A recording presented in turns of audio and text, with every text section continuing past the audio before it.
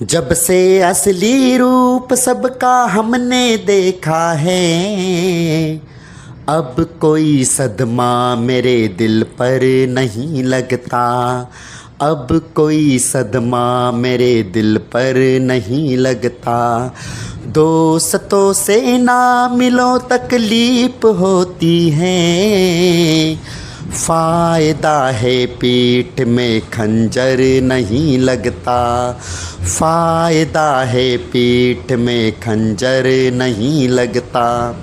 आज खरं पाहिलं तर संचालक प्राध्यापक या माध्यमातून भूमिका करत असताना विद्यार्थ्याच्या पाठीमध्ये पेपर फोडून खंजर खुपसण्याचं काम ह्या माणसाने केलं। आज खरं पाहिलं तर शाळेमध्ये असताना लहानपणी शिकवलं जायचं भूगोलात की पृथ्वी ही सूर्याभोवती फिरते, परंतु शाळेच्या बाहेर आल्याच्यानंतर कळून येतं की पृथ्वी ही सूर्याभोवती फिरत नसून ती पैशाभोवती फिरते। आज हे व्हिडिओ तुमचा आलाच पाहिजे अशा प्रकारची रिक्वेस्ट आमचे गुरुवर्य मार्गदर्शक सन्माननीय लक्ष्मणजी शंकर आठवले यांनी आम्हाला सांगितलं बाबा व्हिडिओ आला पाहिजे। आज खरं पाहिलं काही प्रवास करत असताना व्हिडिओ मी या माध्यमातून येऊ शकलो नाही, त्याबद्दल माफी।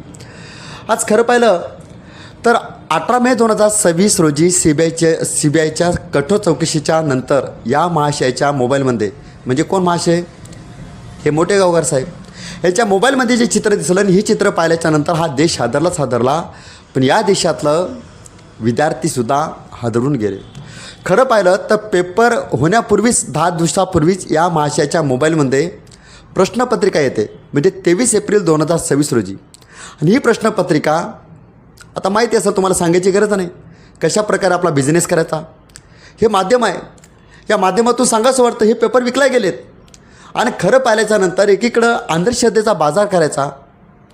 आम्हाला आमच्या स्वप्नात म्हणे पांडुरंग येतात, आम्हाला प्रश्नपत्रिका सांगून जातात, असे अनेक व्हिडिओ बाईट माध्यमातून सुद्धा आपल्याला दिसून येतात। एकीकडे विद्यार्थ्याला शिकार करायचं आणि राजकारण्याची पोळी स्वतः भाजून घ्यायची, एकीकडे राजकारणी लोकांचं स्तुती कौतुक करायचं आणि स्वतःची पोळी भाजण्यासाठी विद्यार्थ्यांना शिकार करण्याचं। असे मनाने अपंग झालेले पैशाच्या पाठीमागे सुसाट धावून स्वतः मानसन्मान आणि ऐशो आराम आणि श्रीमंती प्राप्त करणारी लोक हे सातत्याने आपल्याला मोठे गावकरच्या रूपातून हजारो लाखो विद्यार्थ्याचं भविष्य संकटात आणण्याचं सुद्धा आपल्याला दिसून येतात। परंतु हे केलेलं तुमचं पाप, ही कमवलेली श्रीमंती एखाद्या पितळ्याच्या भांड्यावर मारलेली सोन्याची पॉलिश होती।